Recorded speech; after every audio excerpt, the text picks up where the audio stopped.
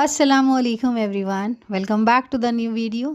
कैसे हैं आप सब लोग? उम्मीद करती हूँ आप सब बिल्कुल ठीक ठाक होंगे, अपने घरों में अच्छे से रोज़े अफ्तार कर रहे होंगे, सहरी कर रहे होंगे। अल्लाह हम सबको हिम्मत दे, ताकत दे, खुशहाली दे।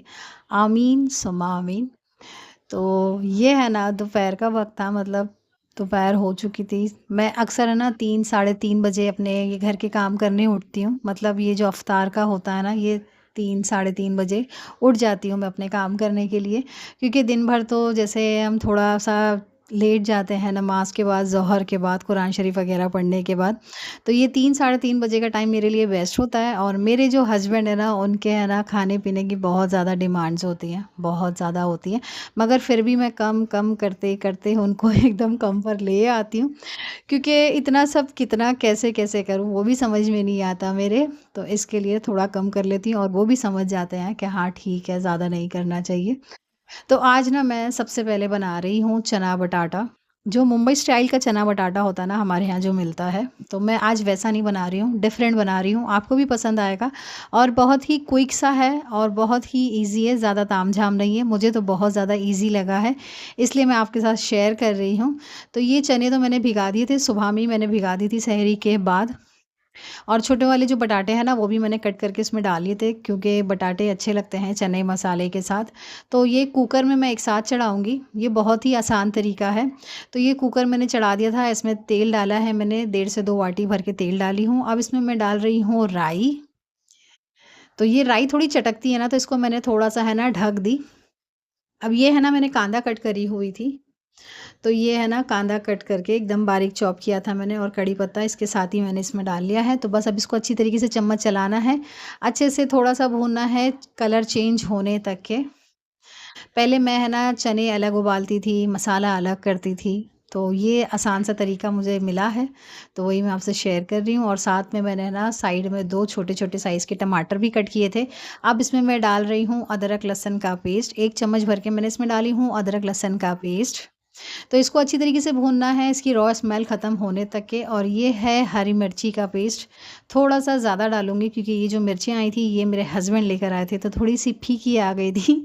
तो इसके लिए, क्योंकि हस्बैंड जो होता है ना, उन लोगों को इतना समझ में नहीं आता, तो इसके लिए वो आ गई उनसे वो मिर्ची, वरना तो मैं सोच समझ के लाती हूँ, क्योंकि हम लेडीज़ को पता होता है कौन-सा बेहतर होता है।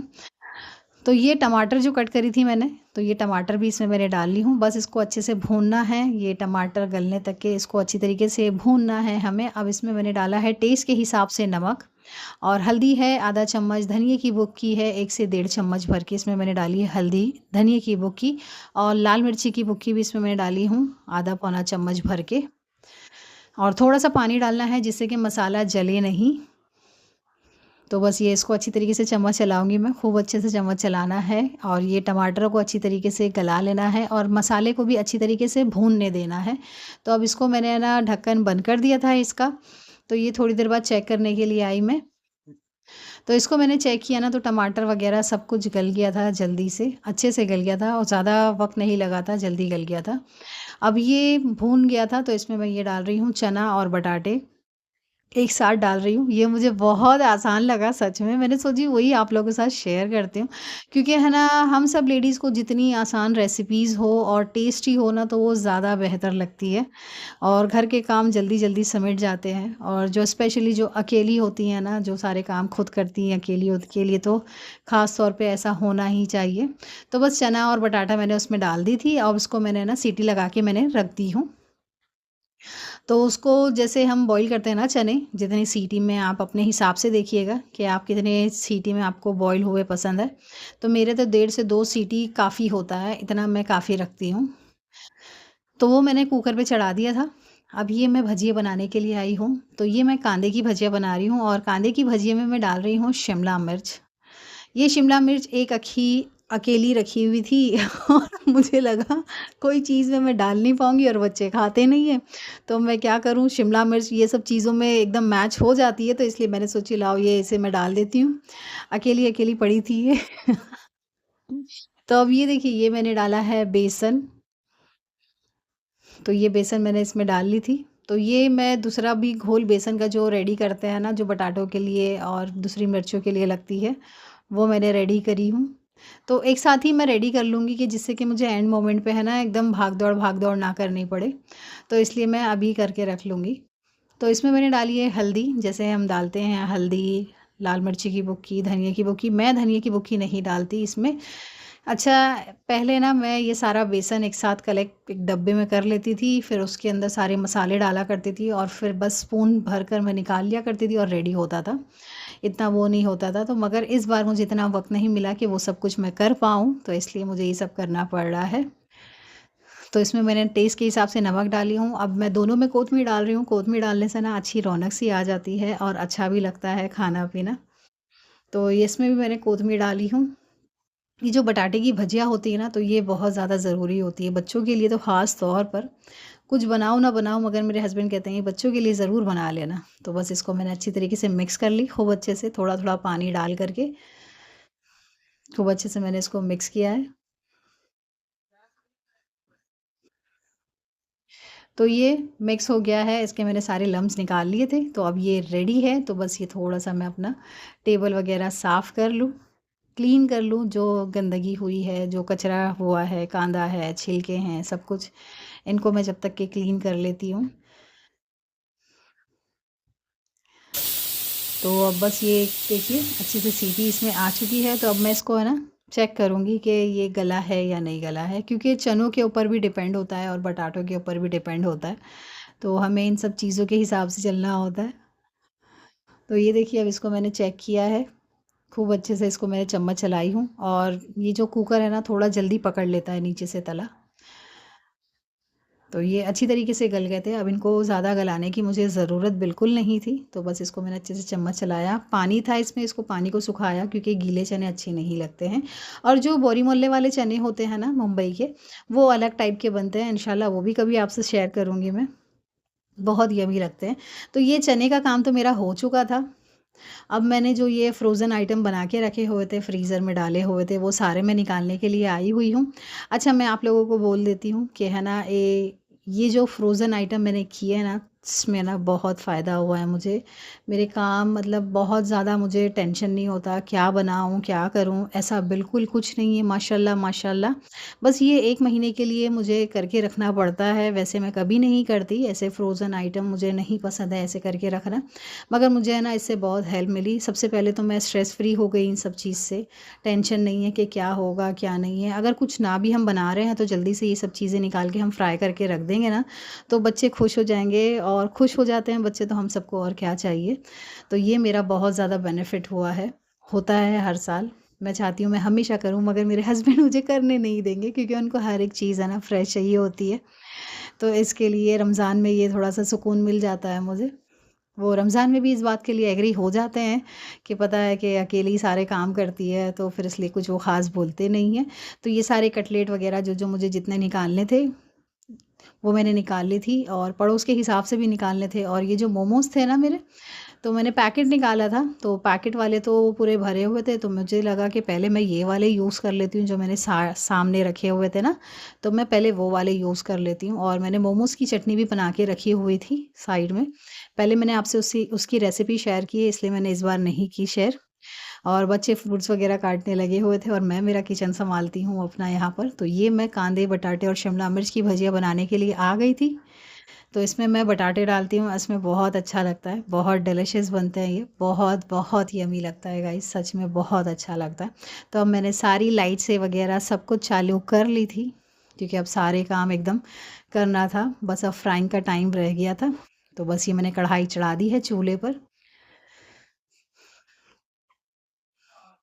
तो बस ये अब कढ़ाई चढ़ा दी थी, ये कढ़ाई गरम हो गई, इसमें मैंने डाला है 2 से 3 वाटी भर के तेल। मैंने आपको पहले भी वीडियो में बताया था कि मैं ज़्यादा तेल यूज़ नहीं करती कि एकदम कढ़ाई भर लूँ, फिर उसको बासी तेल को यूज़ करती रहूँ, मुझे वो नहीं पसंद। इसलिए मैं हिसाब से तेल डालती हूँ कि जितने में है ना भजिए वग़ैरह डीप हो जाएँ, इतना तेल डालती हूँ, मैं एक्स्ट्रा नहीं डालती।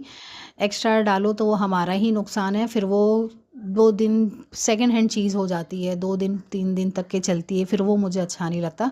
और जो भजिए हैं, कटलेट वग़ैरह उनमें है ना वो रियल रौनक नहीं आती, रियल शक्ल नहीं आती।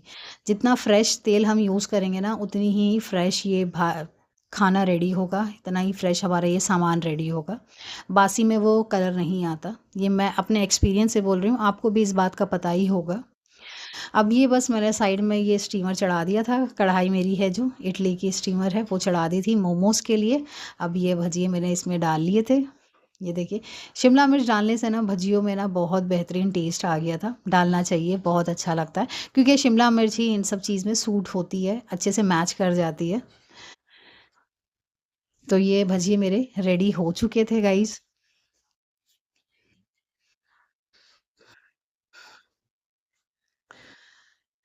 तो ये बस मैंने प्लेट में निकाल लिया था। तो ये हमारा है ना पहला रोज़ा था। पहले रोज़े का मेरा ये वीडियो क्लिप है। आज मैं आप लोगों के साथ शेयर कर रही हूँ, क्योंकि मुझे इतना वक़्त नहीं मिल पा रहा है। मेरे बच्चों की पढ़ाई है, मेरे बच्चों की पढ़ाई और घर से ज़्यादा मेरे लिए कुछ नहीं है। तो इसलिए मुझे इतना वक़्त नहीं मिल पा रहा है कि मैं टाइम टू टाइम ऐसे वीडियो अपलोड करूँ, ऐसे नहीं हो पा रहा है। जितना जैसा हो पा रहा है उतना मैं कर रही हूँ।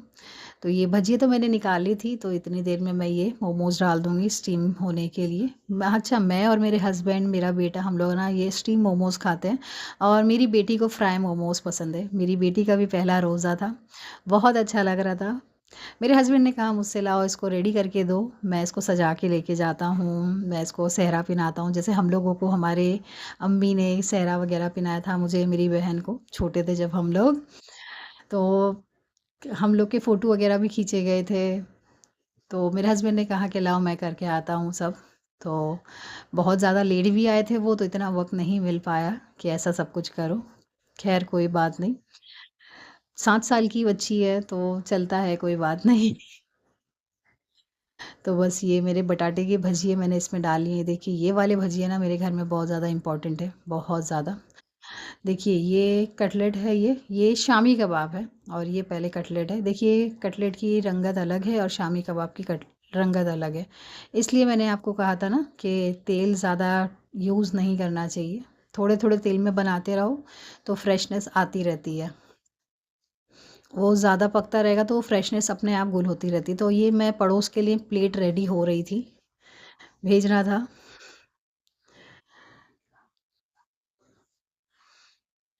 तो वही है ना, मेरा कुछ-कुछ सामान रह भी गया था, जल्दबाज़ी थी, और ये बच्चे भी खड़े थे बाजू में, और फिर ये चूल्हा भी चालू था, बहुत ज़्यादा भाग-दौड़ थी। और पहले रोज़े में तो अक्सर ऐसा होता ही होता है, बहुत ज़्यादा, आप कितने भी रेडी हो, भाग-दौड़ होती ही होती है। और मेरा ऐसा होता है ना कि 5-10 मिनट पहले बस मैं बैठ जाऊँ और दुआएँ करूँ। मेरा ये इंटेंशन होता है कि मैं दुआएँ करूँ, मगर 2-4 मिनट पहले ही बैठना होता है मेरा, मैं बहुत कोशिश करती हूँ। तो ये मेरा तलन का काम चल रहा था। तो बस ये मेरे कटलेट वगैरह मैंने इसमें डाल ली थी। तो ये है ना, पड़ोस की प्लेट मैंने रेडी कर दी थी, और दूसरी हस्बैंड के पास थी, बेटे को पहुंचाना था, तो मैंने दे दिया, वो लोग लेके चले गए थे। तो ये स्टीम मोमोज़ है मेरी बेटी के लिए, मैंने आपको कहा था कि वो स्टीम खाती हैं। और ये चने वगैरह मैंने जल्दी से निकाले, जल्दी से। तो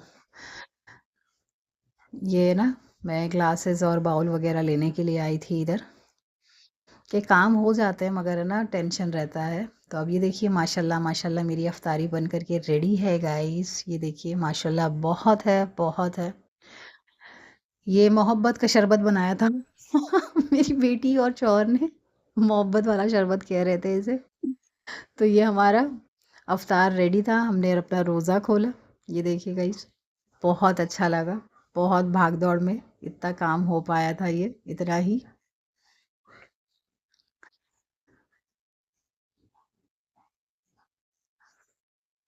तो फ्रेंड्स, उम्मीद करती हूँ आपको वीडियो पसंद आया होगा, और अगर पसंद आया है तो प्लीज़ वीडियो को लाइक कर दीजिएगा, और अगर आप लोग चैनल पर न्यू हैं तो चैनल को सब्सक्राइब करना प्लीज़ प्लीज़ मत भूलिएगा। तो बस हम ये लग गए थे अफ्तार में, आपको पता ही है अफ्तार के टाइम कैसा होता है, बस एकदम प्यास की शिद्दत होती है। खाने पीने की इतनी शिद्दत नहीं होती जितने है ना प्यास की होती है, कि बस जल्दी से पानी मिल जाए। तो फ्रेंड्स, आप लोग है ना अपना बहुत बहुत ख्याल रखिए, मुझे दुआ में याद रखिए। इंशाल्लाह मैं आप सबको दुआ में याद रखूँगी। अल्लाह हम सब के रोज़े कबूल फ़रमाए, आमीन सुम्मा आमीन। इंशाल्लाह मिलूँगी आपसे मैं नेक्स्ट वीडियो में अच्छी रेसिपीज़ के साथ और अच्छी वीडियोज़ के साथ इंशाल्लाह बहुत जल्दी। सो जज़ाकल्लाह एवरीवन।